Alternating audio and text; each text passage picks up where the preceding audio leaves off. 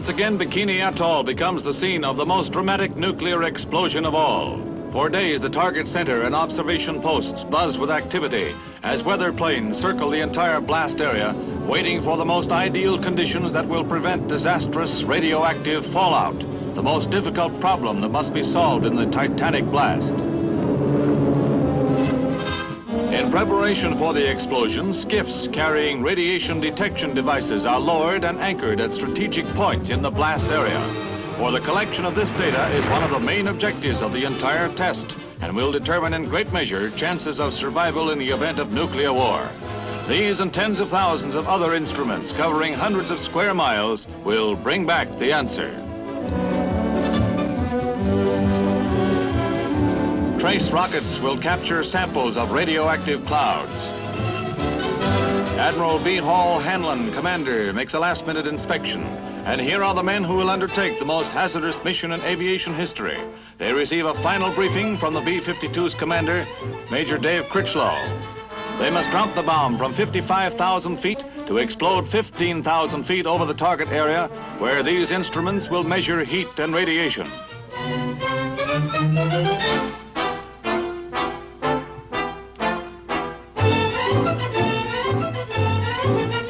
Wheels for the gigantic test are now in motion, and the seconds tick off.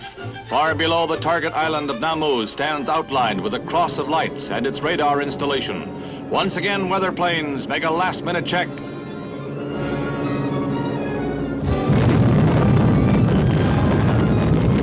A brilliance of 500 suns lights hundreds of miles of the Pacific, and the force of 1 million tons of TNT is released.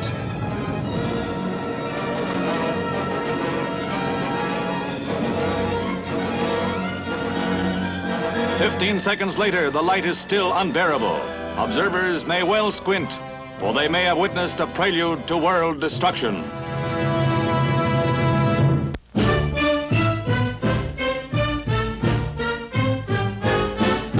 To the mile-high plateau of Hurricane Mesa in Utah for Air Force supersonic research. Here, a rocket sled tests pilot safety equipment by simulating the fantastic stresses of supersonic flight.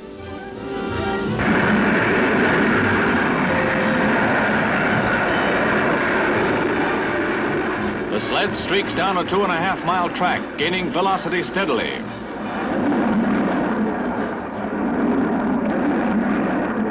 At peak acceleration, the dummy is ejected to hurtle over a 1,000-foot cliff, the most drastic trial of the safety gear that spells life or death for America's airmen.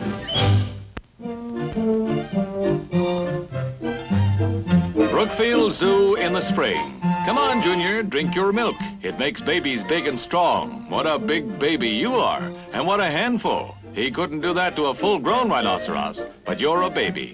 Butt is right. Mr. Buttinsky, the lion cubs call you, and you were afraid they'd think you snooty. What a pity. A butting romance turns into a spat. Oh well, easy cub, easy go.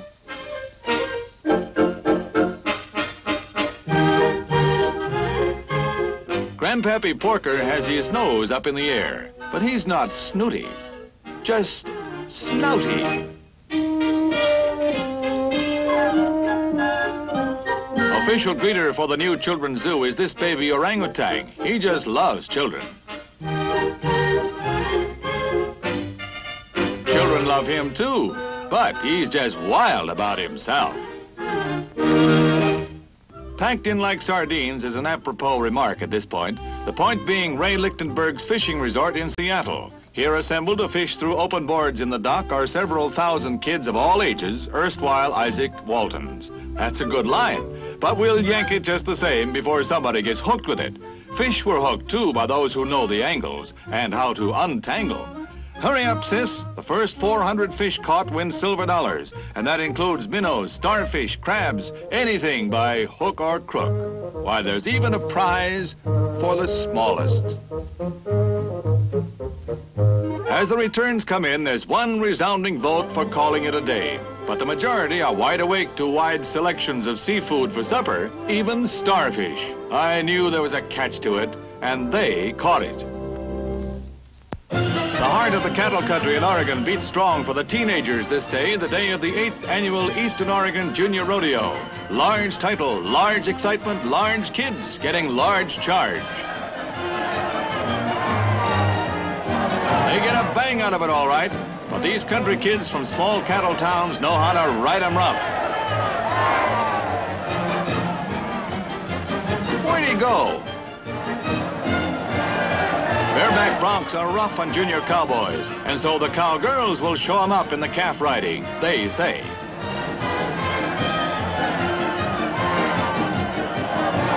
Oh, come on, sis. You're not hurt. Well, only your feelings are hurt. Let a man show 'em. Never mind who shows him, but somebody. Maybe she can.